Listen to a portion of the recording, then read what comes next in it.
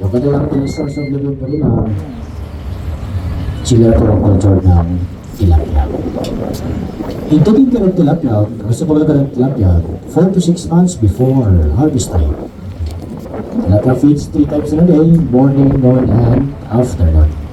Therefore, within 6 months, bago pumarvest ito ng tilapia. South Cotabato, they have 11 municipalities. And one component city are divided into 3 districts. So now we are here in 3rd district area.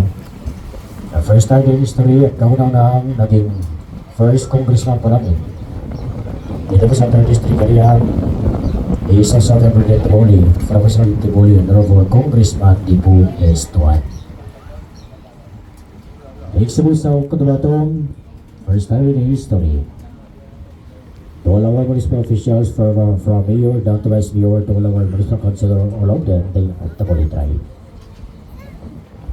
It is because municipal of Lake Cebu, almost 80%, they are Tiboli tribe. This is ancestral material. The one of tourist attraction of Lake Cebu, 1 to 7 waterfalls. Kung saan po natin matatagpuan, kung saan po nakalocate, pinakamataas sa zipline, hindi po sa Pilipinas, hindi sa buong whole Southeast Asia. It is located at 7 waterfalls of Lake Cebu. Ngayon, kapag ang zipline, we have 2 rides. First ride, 740 meters. The next ride, 420 meters. At ang height ng ating zipline, more than 600 feet above the ground. So, ito dito sa 7 waterfalls, dito na ito yung galing. So the exit of this lake going to the 7 waterfalls of Lake Cebu. So that's why itong tubig nito never kung kami naka-experience na nagka-high tide o nagka-low tide.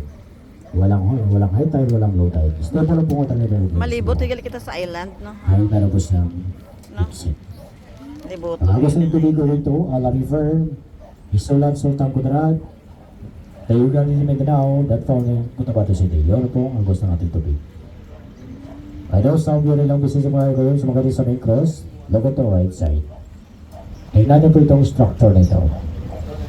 That building, old and finished building. Ilang decades po yan? More than 40 years until now.